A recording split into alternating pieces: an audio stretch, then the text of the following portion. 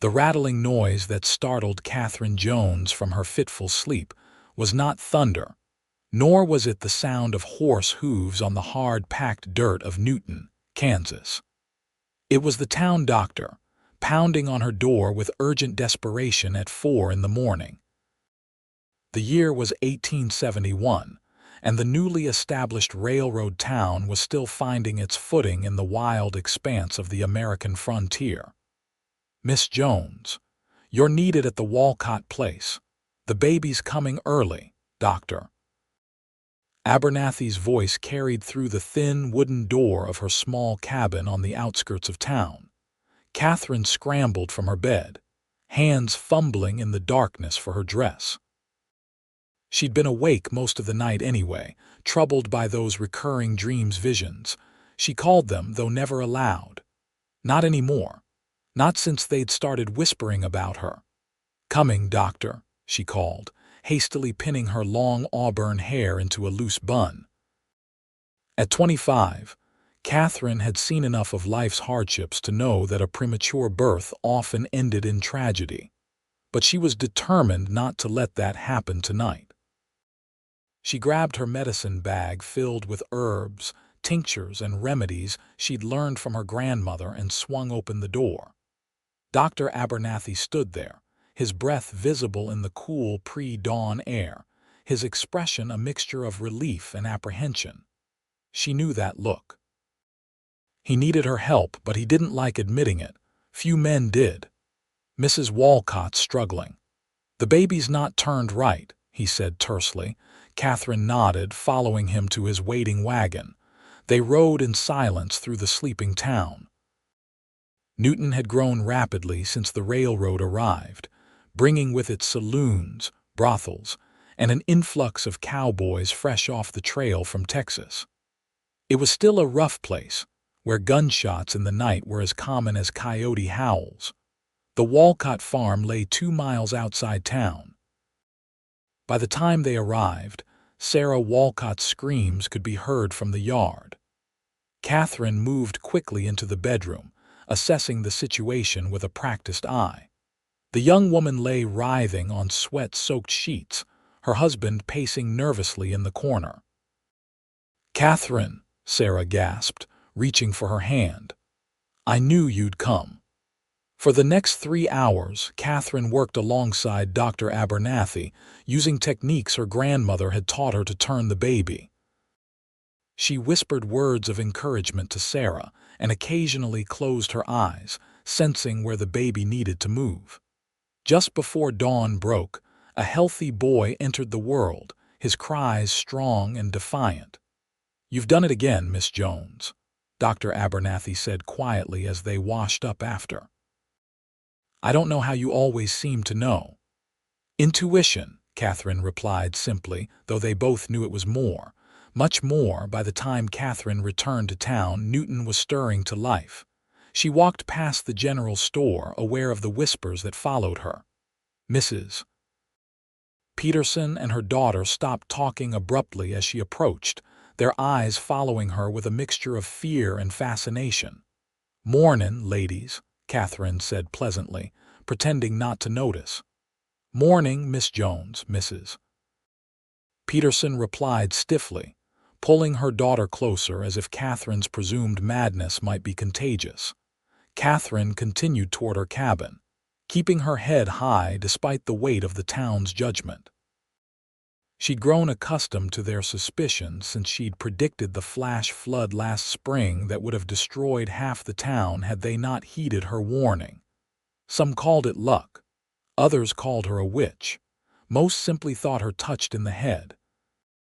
She was nearly home when she spotted the newcomer. A tall man with broad shoulders and a weather-beaten face, leading a chestnut mare toward the livery. His clothes were trail-worn but neat, marking him as different from the typical drovers who passed through. He wore his gun low on his hip, a gunslinger's position, but there was something in his steady gait that spoke of reliability rather than recklessness. Katherine paused, studying him. In that moment, A vision flashed unbidden before her eyes, this stranger standing between her and danger, his presence somehow intertwined with her future. She gasped softly, and as if sensing her gaze, he turned. Their eyes met across the dusty street. Katherine felt a jolt of recognition, though she was certain they'd never met. The man touched the brim of his hat in a polite greeting, a curious expression crossing his face. She hurried on, unsettled by the intensity of the connection. She didn't have time for distractions, especially not handsome cowboys passing through town. She had herbs to gather before the heat of the day set in. But as she collected her basket and headed toward the creek where wild yarrow grew, Katherine couldn't shake the stranger from her thoughts. Nor could she ignore the certainty that their paths would cross again, and soon. Roy Yates had come to Newton with a purpose. After 5 years of drifting from one cattle drive to another, one town to the next, he was tired. At 32, he'd seen enough violence to last several lifetimes, and was looking for something he couldn't quite name. Peace, perhaps. A place where his gun could remain holstered and the ghosts that haunted him might finally rest. Newton wasn't exactly a peaceful town, but it was growing fast, and a man with a good head for business and strong hands could find opportunity here. That morning, after stabling his horse, he'd made inquiries about land for sale and potential work. By noon, he'd secured a job helping construct the new schoolhouse and had his eye on a small parcel of land just outside town. He was settling down to a meal at the Prairie Dog Saloon when he saw her again, the woman with the striking green eyes who'd stared at him so intently that morning. She was selling bundles of herbs to the saloon keeper's wife, her manner confident despite the wide berth other patrons gave her. "Who's that?" Roy asked the barkeep, nodding toward the auburn-haired woman. The man followed his gaze and frowned. "That's Katherine Jones, town healer of sorts. Midwife, some say she's got the second sight." He leaned closer, lowering his voice. "Best keep your distance. Folks say she's not right in the head." Roy studied Katherine more carefully. She didn't look crazy to him. There was intelligence in her eyes, purpose in her movements. He'd known truly mad men during the war, had seen the vacant stares of soldiers who'd witnessed too much death. This woman was sharp, present, aware of the stares but choosing to ignore them. "What makes people say that?" he asked. The barkeep shrugged. "She knows things she shouldn't. Predicts things. Weather, sickness, trouble. Some say she talks to spirits." He spat into a nearby bucket. "Saved a bunch of folks during the flood last year, though. Warned everyone 3 days before the skies even clouded up." Roy's interest deepened. He'd known a man during the war who claimed to sense approaching danger. That man had saved Roy's life twice before a Confederate bullet found him at Antietam. He watched as Katherine finished her business and headed toward the door. Their eyes met briefly as she passed. This time, she offered a small, cautious nod before continuing on her way. After finishing his meal, Roy headed to the livery to check on his mare. He was surprised to find Katherine there, tending to a gray mule with a wounded leg. "You've got a way with animals," he observed, leaning against the stall door. She glanced up, seemingly unsurprised by his presence. "They don't judge," she replied simply, returning to her work. She was applying a poultice to a nasty gash on the mule's hind leg. "Name's Roy Yates," he offered, removing his hat. "New in town, Katherine Jones." She tied a bandage around the mule's leg with practiced efficiency. "Though you already knew that, I suspect," Roy smiled. "Word travels fast in small towns, especially certain kinds of words." There was no bitterness in her tone, just matter-of-factness. "They say you can see things before they happen," he said, deciding directness was best. Katherine finished with the mule before turning her full attention to him. She studied him for a long moment, her green eyes searching his face as if reading something written there. "Does that frighten you, Mr. Yates?" "No, madam. I've seen stranger things." A ghost of a smile touched her lips. "Then you'd be the first in Newton not to think me touched.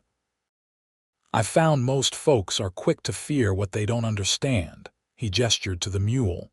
"That's good work. You learned doctoring from someone, my grandmother. She was a healer back in Tennessee." Katherine gathered her supplies, clearly preparing to leave. "And what brings you to Newton, Mr. Yates? You don't have the look of a cattle drover." "I was for a time. Before that, a soldier. Now I'm looking to put down roots." Something flickered in her expression, recognition, perhaps. "Well, I hope you find what you're looking for." She moved past him toward the livery door. "Miss Jones," he called after her. She paused, glancing back. "I'd be obliged if you'd let me walk you home. It's getting late." "Thank you, but I manage just fine on my own. I always have." There was a quiet strength in her words. "No doubt. But sometimes company makes the journey more pleasant." Katherine hesitated, then nodded once. "Very well, Mr. Yates." They walked side by side through town as the sun began its descent. Roy noticed how people stared, how some mothers pulled their children closer as Katherine passed. She held her head high, but he caught the fleeting hurt in her eyes. "How long have you lived in Newton?" he asked. "Almost 2 years. I came after my parents died. Newton was just starting up then. I thought it might be a place where I could start fresh." She gave a small, ironic laugh. "I should have known better. The rumors followed you from somewhere else. They always do eventually." Katherine stopped walking, turning to face him directly. "Mr. Yates, you seem like a decent man, so let me save you some trouble. Yes, I sometimes know things before they happen. No, I can't control it. And yes, most people in this town think I'm one step away from needing to be locked up. If you're planning to stay in Newton, you might want to reconsider your choice of walking companions." Roy studied her face, the defiant tilt of her chin, the vulnerability she tried to hide. "Miss Jones, I've spent most of my life letting other people tell me who to befriend and who to fight. I'm done with that now." Before she could respond, a commotion erupted from the saloon across the street. A man staggered out, clearly drunk, waving a pistol and shouting obscenities. People scattered, diving for cover. Without thinking, Roy stepped in front of Katherine. The drunk fired a wild shot that splintered wood a few feet away. In one fluid motion, Roy drew his own weapon. "Put it down," he called, his voice carrying the authority of a man who'd faced down death before. The drunk swung toward the sound, his gun wavering. For a tense moment, Roy thought he might have to shoot. Then Katherine stepped out from behind him. "James Miller," she called clearly. "Your wife needs you. She's at home and she's afraid." The drunk blinked, confusion replacing anger on his face. "Mary? How do you know about Mary?" "She's waiting for you," Katherine continued steadily. "Go home to her now." Something in her voice, or perhaps her unwavering gaze, seemed to penetrate the man's alcohol-fogged mind. He lowered his gun, shoulders slumping. "I'm going," he muttered, stumbling in the direction of the residential area. The town marshal appeared, taking control of the situation. Roy holstered his weapon, turning to Katherine with newfound respect. "That was either very brave or very foolish," he said quietly. "Sometimes they're the same thing." She was trembling slightly, the adrenaline wearing off. His wife really is waiting for him. She's expecting their first child. "I delivered it in a dream last night." Roy stared at her for a long moment. Then he smiled. "I believe you." Those 3 simple words spoken without hesitation or doubt seemed to affect Katherine deeply. Her composure wavered, and for an instant, Roy glimpsed the loneliness she carried. "Thank you for walking me home, Mr. Yates," she said, regaining her calm. "But I think I should continue alone." Roy nodded, understanding her need for space. "I'll see you around, Miss Jones." As he watched her walk away, Roy knew with sudden certainty that their paths had crossed for a reason. Newton might just be the place he'd been searching for after all. Over the next 2 weeks, Roy established himself in Newton. He worked hard on the schoolhouse construction, made a fair deal on 5 acres of land outside town, and began planning the modest ranch he hoped to build. He was a quick study, learning the rhythms and politics of the growing town, making allies among the merchants, and keeping a respectful distance from the rowdier elements. He saw Katherine occasionally treating a child's fever at the general store, delivering supplies to an elderly couple, collecting herbs along the creek. Sometimes they exchanged greetings, sometimes just a nod of acknowledgement. But he felt her watching him when she thought he wasn't looking, just as he found himself seeking her out in a crowd. It was Sheriff Lowe who inadvertently brought them together again. The lawman approached Roy one morning as he worked on the schoolhouse roof. "Yates," he called up. "Got a situation needs handling." Roy climbed down, wiping sweat from his brow. "What kind of situation?" "Couple of troublemakers causing problems out at the Jones woman's place. My deputy's out of commission with a broken arm, and you look like a man who can handle himself." Roy tensed. "What kind of problems?" "Nothing too serious yet. Just harassment. Some of the men think she put a curse on Henderson's cattle. Bunch of them died suddenly last week." The sheriff looked uncomfortable. "I don't hold with superstition myself, but feelings are running high." "I'll go," Roy said immediately, already heading for his horse. "Yates," the sheriff called after him. "No gunplay unless absolutely necessary. Town council's trying to clean up Newton's reputation." Roy nodded grimly and rode out of town at a gallop. Katherine's cabin came into view 15 minutes later, a modest structure with a well-tended garden and herb beds. 3 men on horseback circled the property, shouting threats while Katherine stood on her porch, shotgun in hand. "You're gonna pay for them cattle, which?" one man yelled, emboldened by distance and whiskey.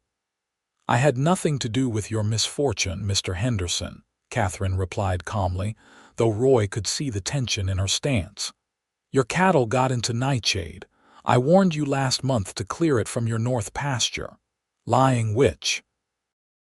Another man shouted, raising his rifle. Roy spurred his horse forward, positioning himself between the men and Katherine's cabin. His hand rested casually on his holstered gun, but his eyes were hard as flint. "That's enough," he said, his voice carrying the quiet authority that had once commanded men in battle. "You boys are trespassing." Henderson sneered, alcohol giving him false courage. "This ain't your fight, Yates. That crazy woman's bad luck for this town." "I won't say it again," Roy replied evenly. "Get off this land." For a tense moment it could have gone either way, then Henderson spat on the ground. "You're making a mistake siding with her. She'll bring you nothing but trouble." "I'll take my chances," Roy said, not moving an inch. The men eventually retreated, casting dark glances back at the cabin. Only when they were well out of sight did Roy dismount and approach the porch where Katherine stood, her shotgun still ready. "Are you hurt?" he asked. She shook her head, lowering the weapon. "They've been circling for an hour." More bluster than action, but she took a deep breath, composing herself. "Thank you. Does this happen often?"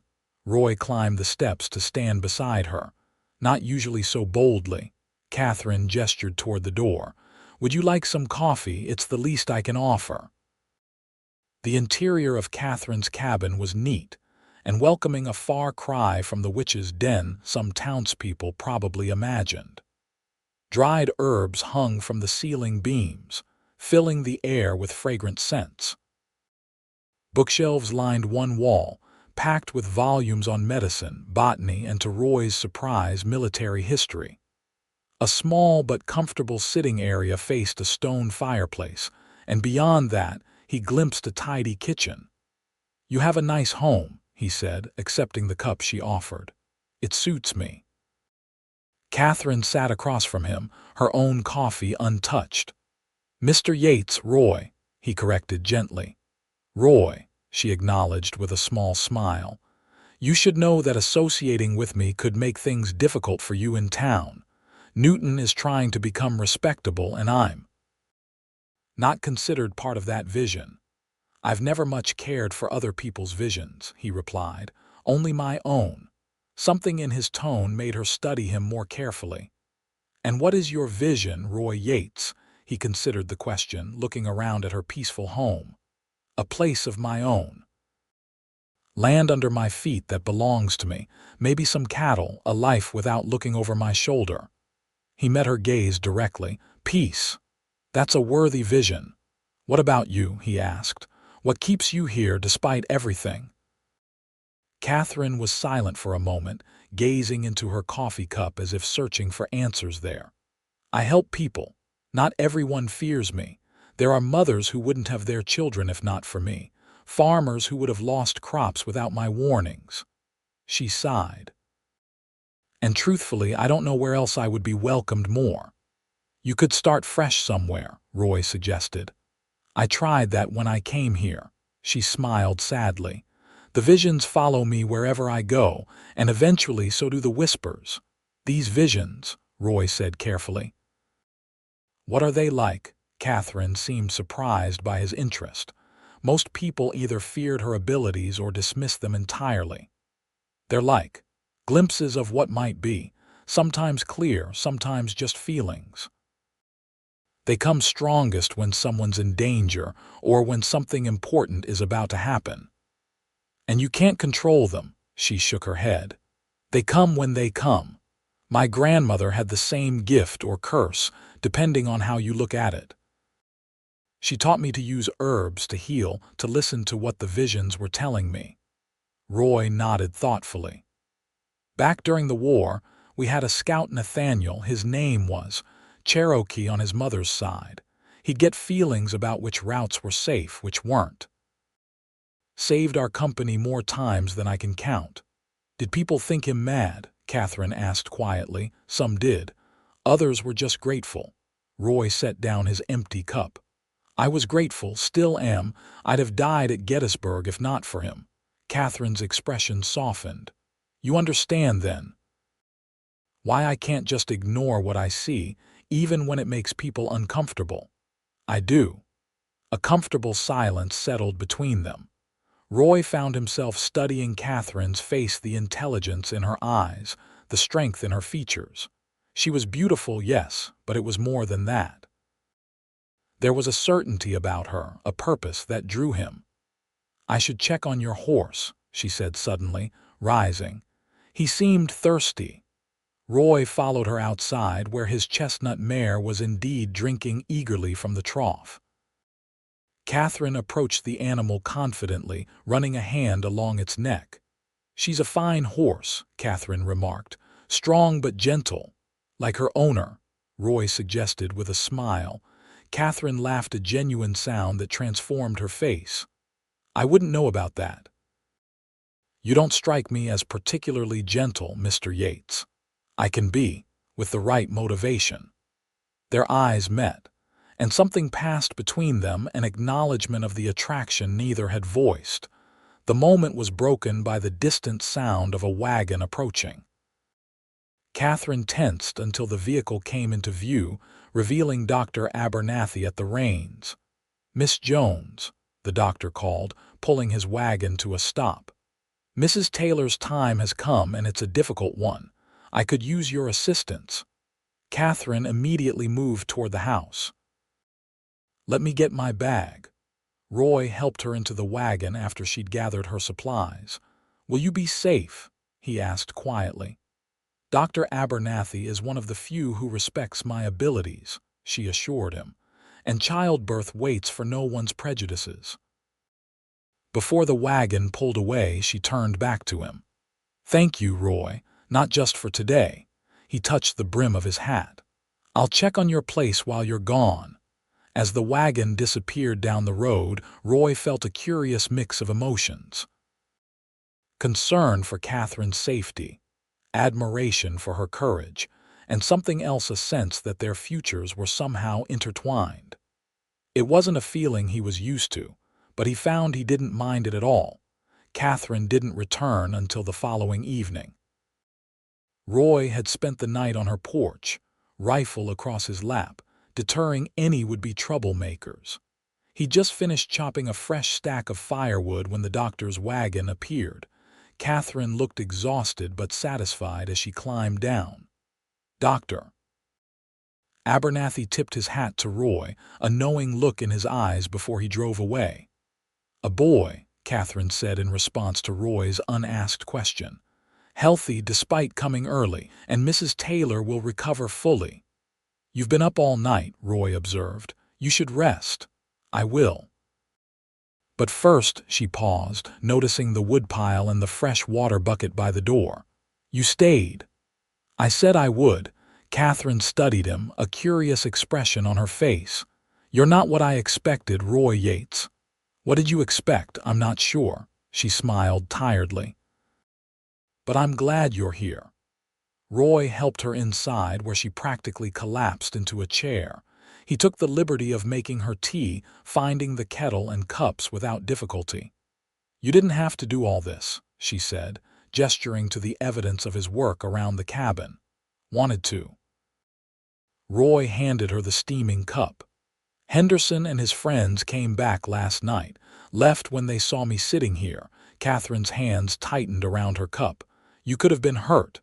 Takes more than 3 drunk fools to worry me." He sat across from her. "But they might come back. They've got it in their heads you're to blame for their troubles." "People always need someone to blame," she said wearily.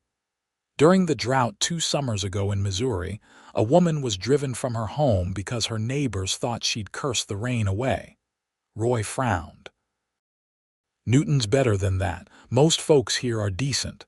Decent people can do terrible things when they're afraid."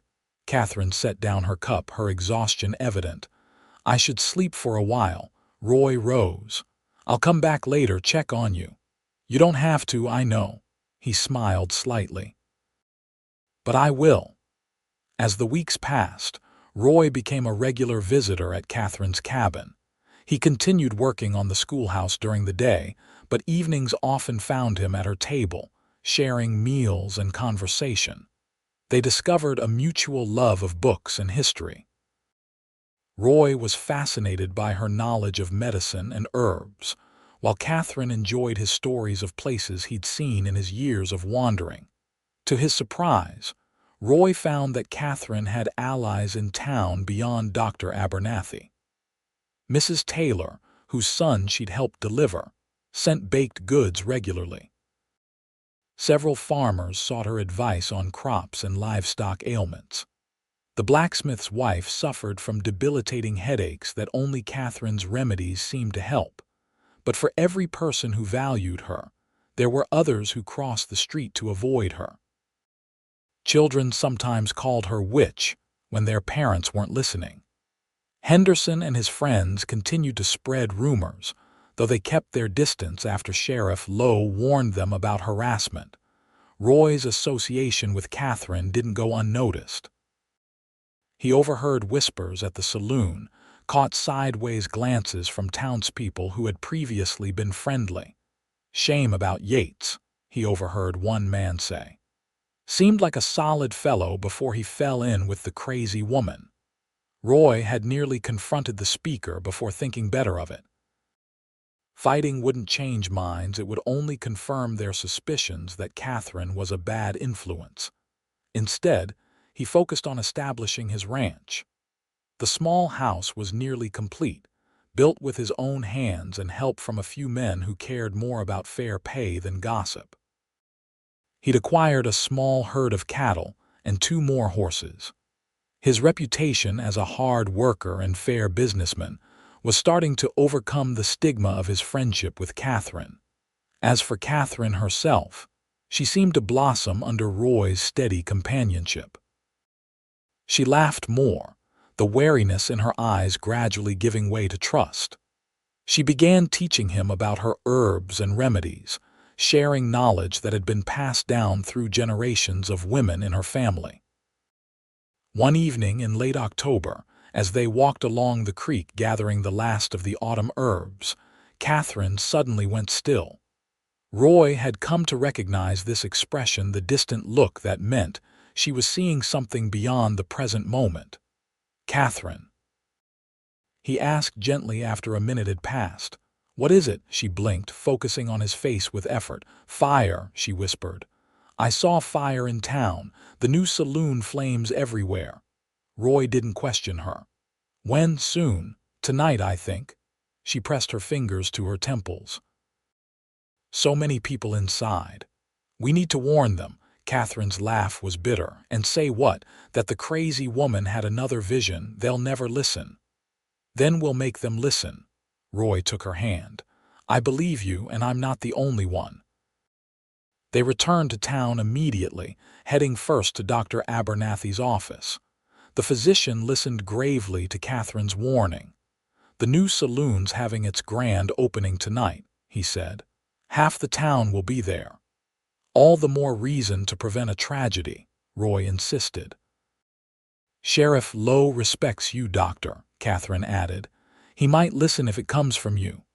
The three of them approached the sheriff's office together. Lowe was skeptical but respectful as Dr. Abernathy explained the situation.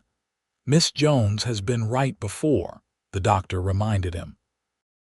"Remember the flood warning, the cattle sickness at the Peterson place." Sheriff Lowe rubbed his mustache thoughtfully. "What exactly did you see, Miss Jones?" "Fire starting in the back room, near where they store the liquor," Katherine said firmly. "Tonight, during the celebration. If it catches fully, the whole building will go up within minutes." "That's mighty specific," Lowe said, doubt clear in his voice. "Sheriff," Roy interjected, "what harm is there in checking? If she's wrong, you've lost nothing but a little time." Eventually, the sheriff agreed to inspect the saloon's back room. What he found confirmed Catherine's vision, a poorly installed stovepipe passing dangerously close to wooden shelving stacked with bottles of whiskey. One good spark, and the whole place would indeed become an inferno. Word spread quickly about the averted disaster. By morning, opinions in town had shifted slightly. Some now spoke of Catherine's lucky guess, while others wondered if perhaps her abilities were real after all. Henderson and his friends remained unconvinced, however.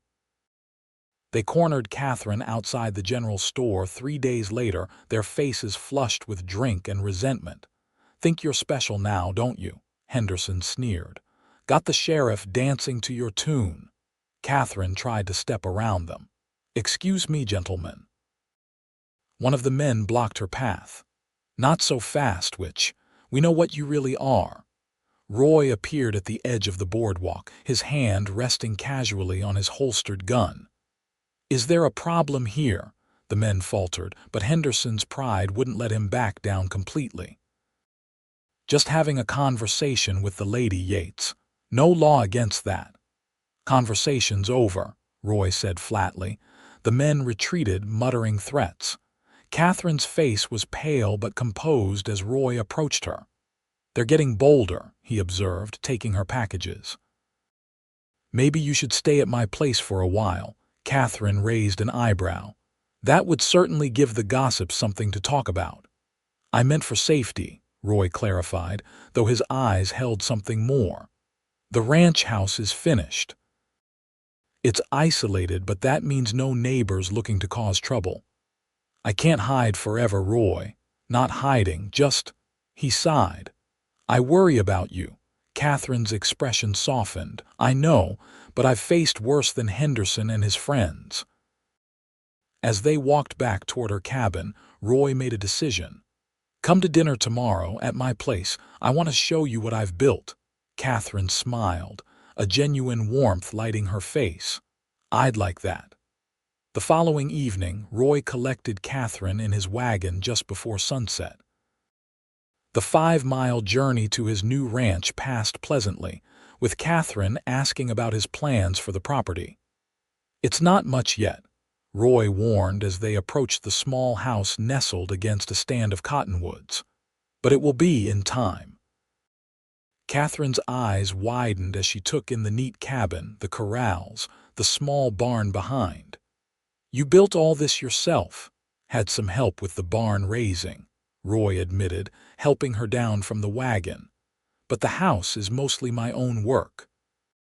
He showed her around proudly, the sturdy kitchen with its new cookstove, the comfortable sitting room with bookshelves he'd built specifically with her visits in mind, the 2 bedrooms, one still unfurnished, and the wide porch that wrapped around 2 sides of the house.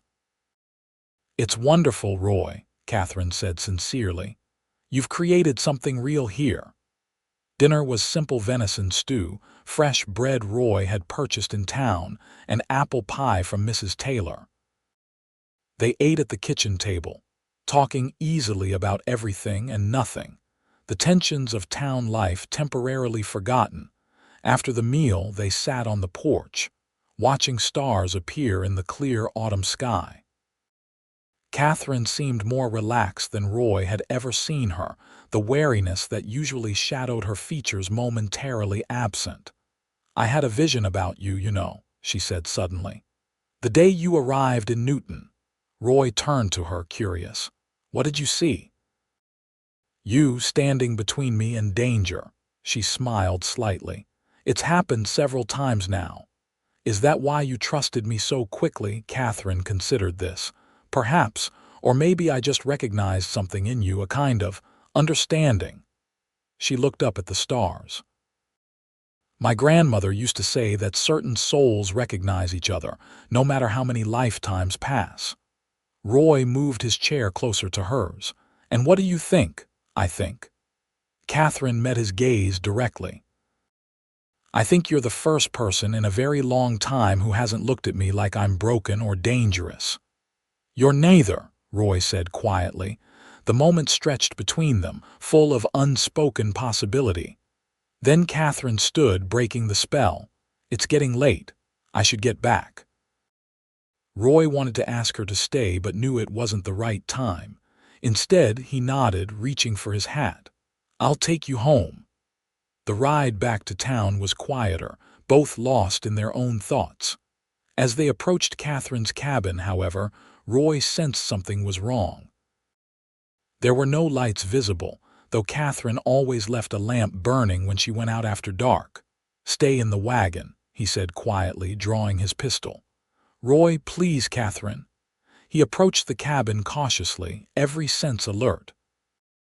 The door stood slightly ajar, swinging gently in the night breeze. Roy pushed it open with the barrel of his gun, peering into the darkness. The destruction inside was immediately apparent, even in the dim moonlight filtering through the windows. Furniture had been overturned, Katherine's precious books scattered across the floor. The bundles of herbs that had hung from the ceiling were torn down, crushed underfoot. Roy lit a lamp, revealing the full extent of the vandalism. Someone had taken a knife to Katherine's bedding, spilled her medicines, and broken her dishes.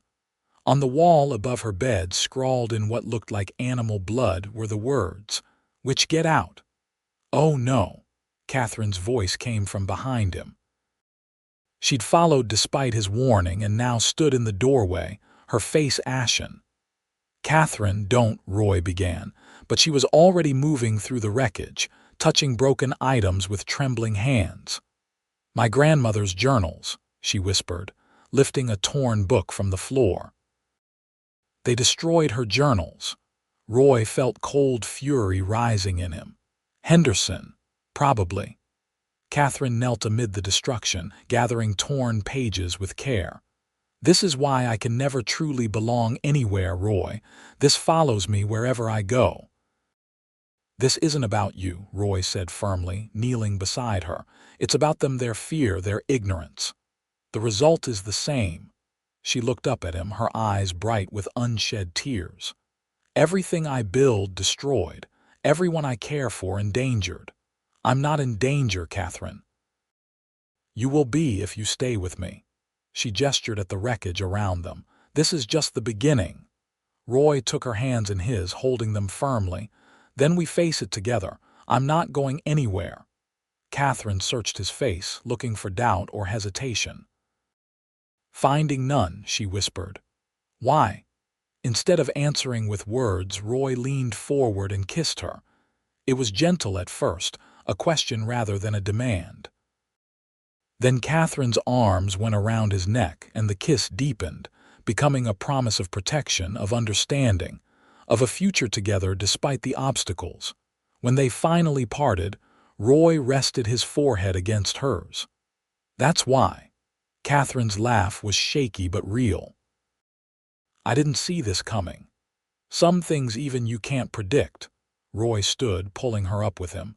You're not staying here tonight.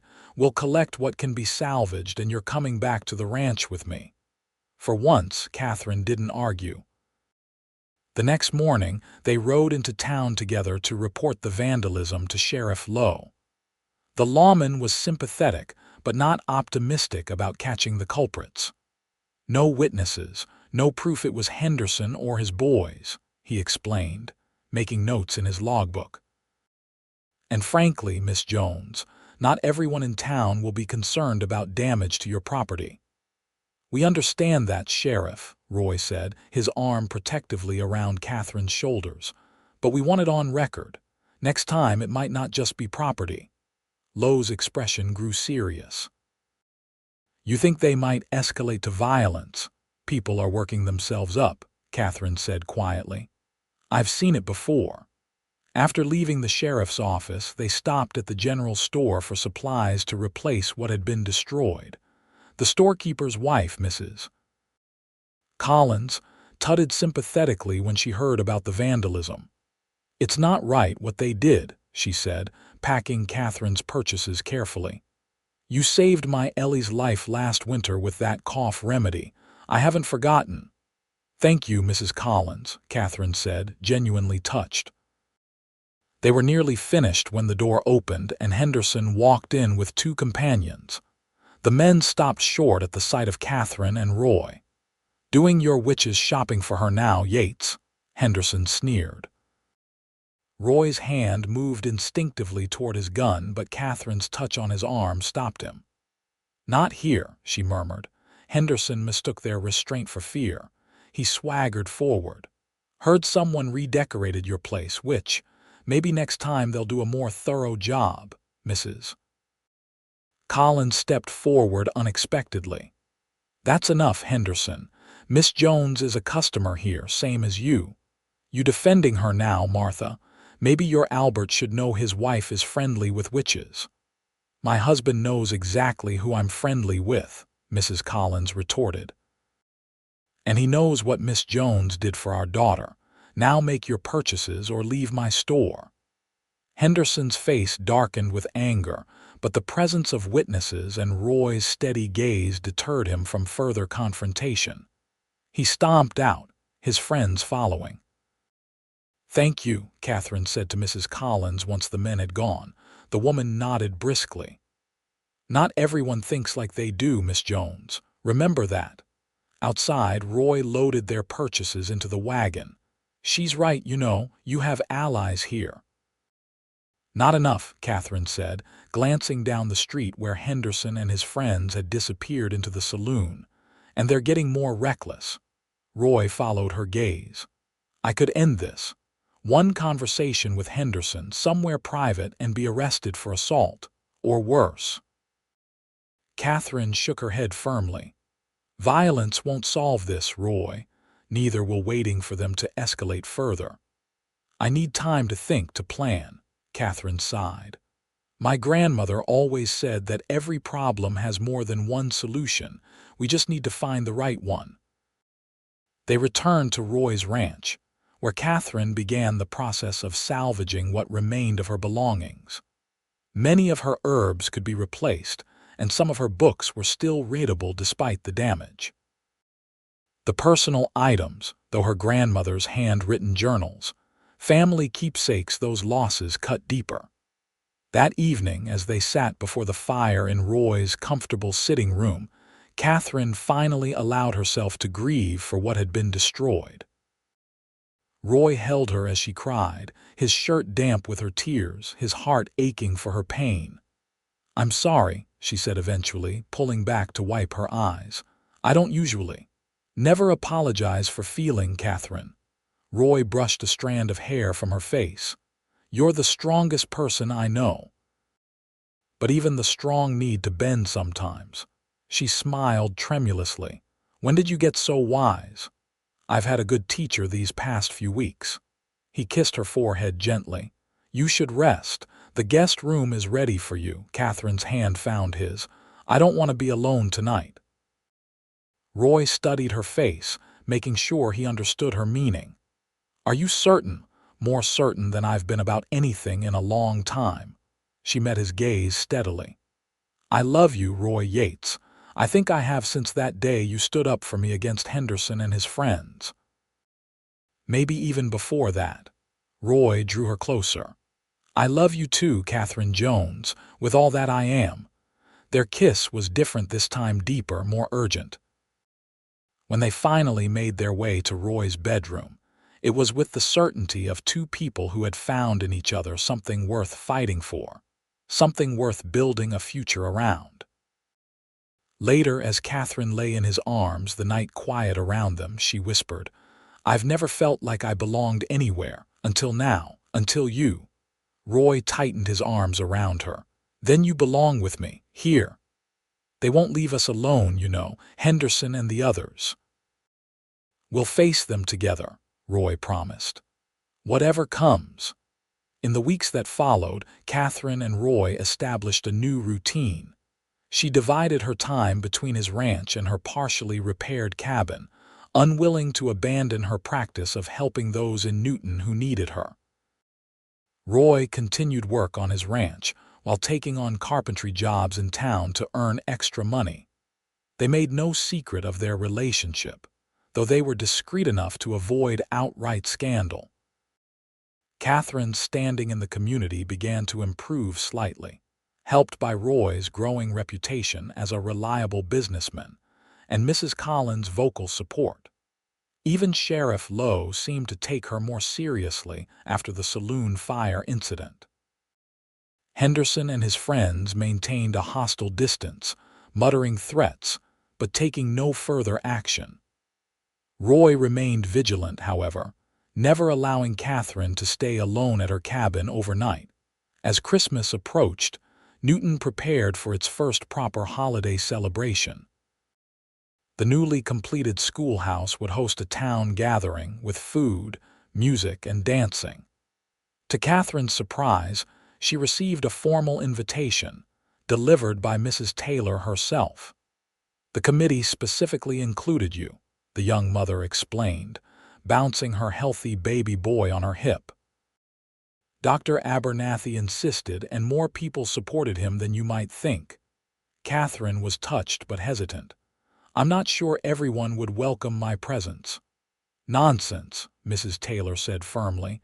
"It's Christmas, a time for peace and goodwill.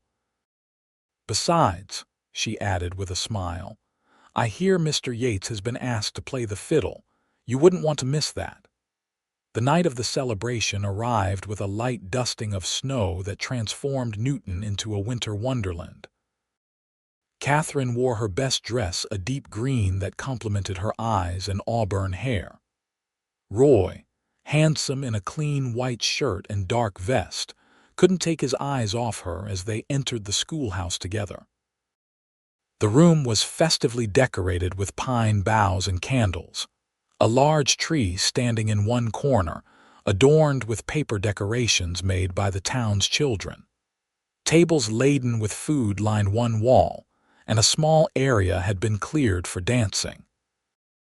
Their entrance caused a momentary lull in conversation, but Dr. Abernathy immediately approached, welcoming them warmly.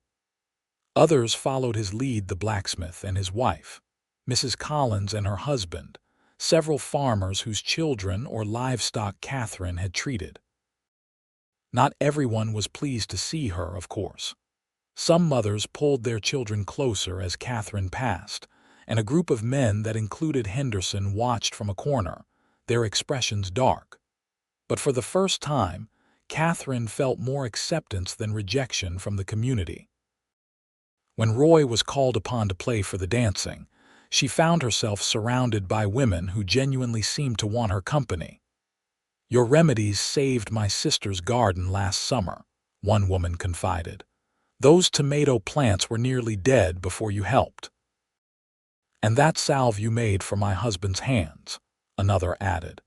"Best thing for rope burns he's ever used." Katherine was so engaged in conversation that she didn't immediately notice Henderson and his friends slipping out the door. It was only when Roy returned to her side, fiddle in hand, that she felt a sudden chill, a premonition of danger. "What is it?" Roy asked, recognizing her expression. "Henderson," she whispered. "Something's wrong." They stepped outside together, Roy's arm protectively around her shoulders. The night was clear and cold, stars brilliant in the black sky. At first, nothing seemed amiss. Then Katherine gasped, pointing toward the edge of town. "Fire," she said, her voice tight with fear. "My cabin." Even from this distance, they could see the orange glow. Roy immediately ran for their wagon, Katherine right behind him. By the time they reached the cabin, flames had engulfed the small structure. Several townspeople had seen the fire and followed, including Sheriff Lowe and Dr. Abernathy. "Too late to save it," the sheriff said grimly as they watched the roof collapse inward. "This was deliberate. Coal oil smell is everywhere." Katherine stood silently, watching her home burn. All her remaining books, the herbs she'd so carefully collected and dried, the few family mementos that had survived the earlier vandalism, all gone. "I'll find who did this," Sheriff Lowe promised, his face set with determination. "Arson's a serious crime, but they all knew who was responsible." Henderson and his friends had been absent from the celebration for at least half an hour, plenty of time to ride out, set the fire, and return. As if summoned by their thoughts, the men appeared at the edge of the crowd, watching the destruction with poorly concealed satisfaction. "Shame about that," Henderson called, his voice carrying clearly. "Must have been a lamp got knocked over. Place was full of them weird herbs and potions."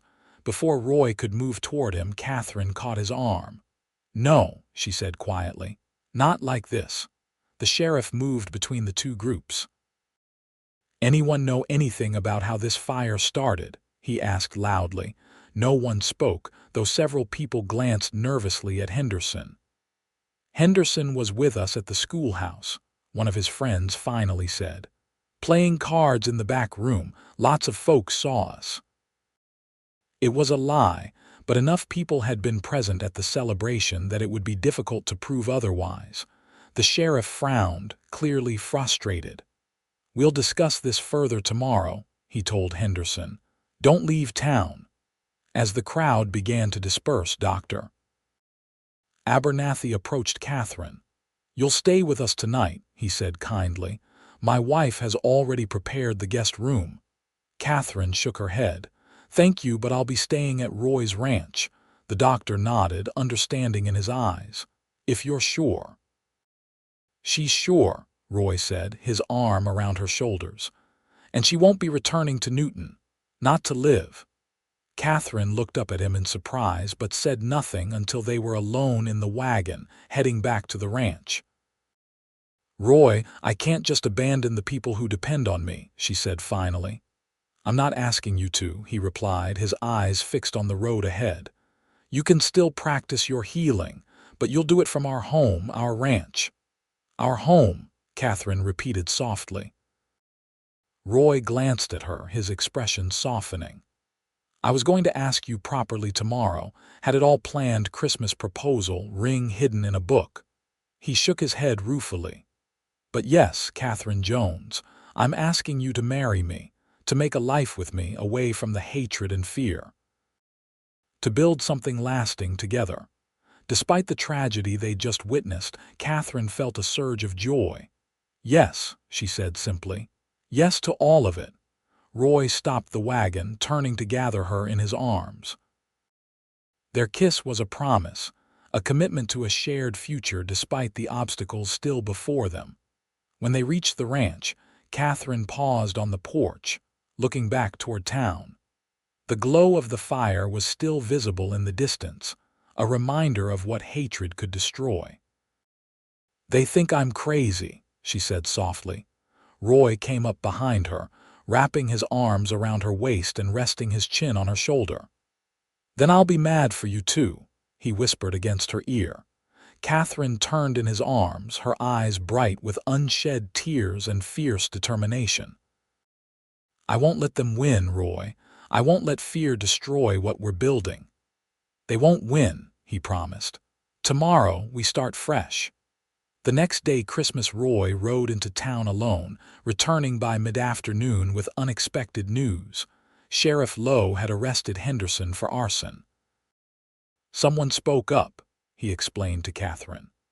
"Mrs. Collins' son saw Henderson and his friends sneaking back into town just before we discovered the fire.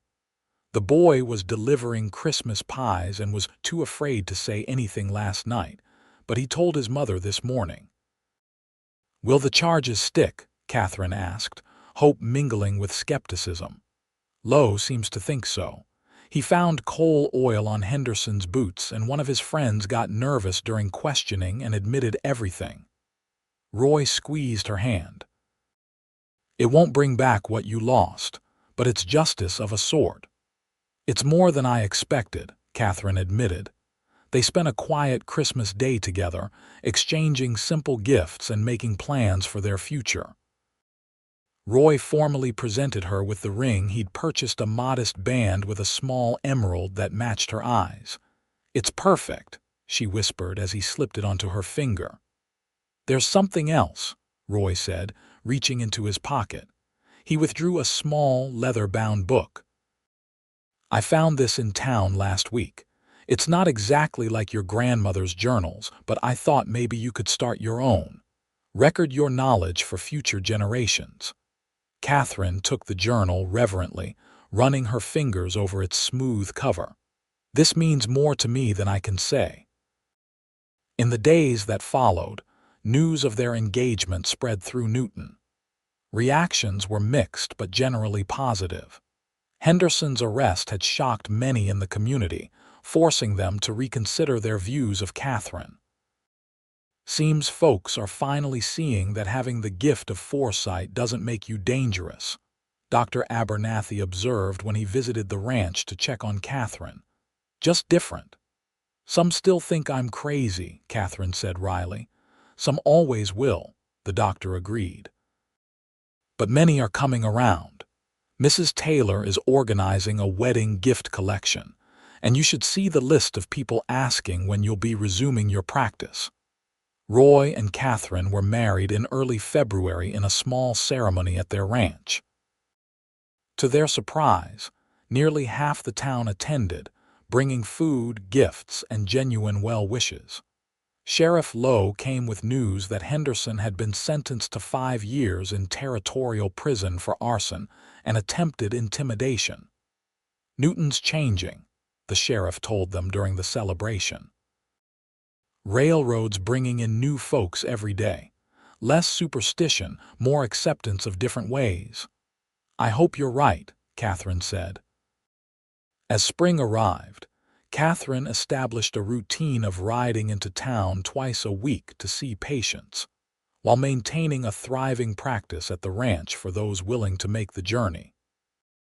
Her reputation as a healer grew, bolstered by several successful treatments of difficult cases that had stumped even Dr. Abernathy.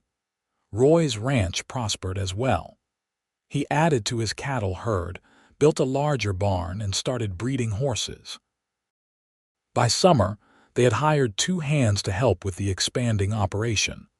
One evening in late August, as they sat on their porch watching the sunset, Katherine took Roy's hand and placed it gently over her abdomen.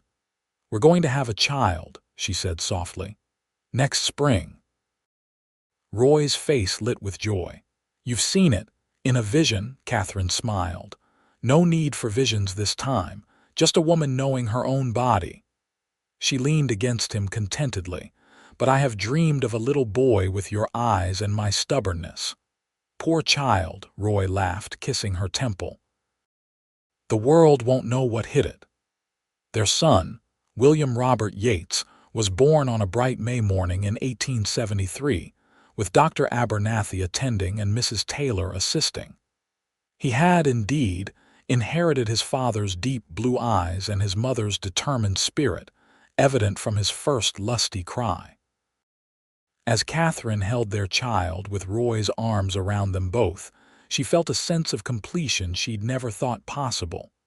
The visions still came, they always would, but they no longer defined her existence. She had found her place, her purpose, her family. Happy? Roy asked, his voice husky with emotion as he gazed down at their son. Complete, Katherine corrected. For the first time in my life. News of William's birth spread quickly through Newton. Visitors arrived daily, bringing gifts and good wishes. Even those who had once whispered about Katherine's strangeness seemed to soften in the presence of new life. As the years passed, the Yates family continued to thrive. Roy expanded the ranch into one of the most successful operations in the county. Katherine's practice grew, her reputation extending far beyond Newton. She began training a young woman with similar gifts, passing on the knowledge her grandmother had shared with her. William was joined by a sister, Eleanor Grace, in 1875, and another brother, James Thomas, in 1878. All three children inherited varying degrees of their mother's intuitive abilities, which Katherine taught them to use wisely and compassionately. Newton itself changed with the times, growing from a rough frontier town into a respectable community. The railroad brought prosperity and new ideas. Old prejudices gradually faded, though never completely disappeared. On warm summer evenings, the Yates family often gathered on their porch, watching the sunset paint the prairie in gold and crimson. During one such evening, as their children played nearby and Roy and Katherine sat hand in hand, she reflected on the journey that had brought them to this moment. You ever regret it? She asked. Choosing a woman everyone thought was mad. Roy smiled, the lines around his eyes deepening evidence of years of happiness rather than hardship. Best decision I ever made. Even with all the trouble it brought at first, especially then.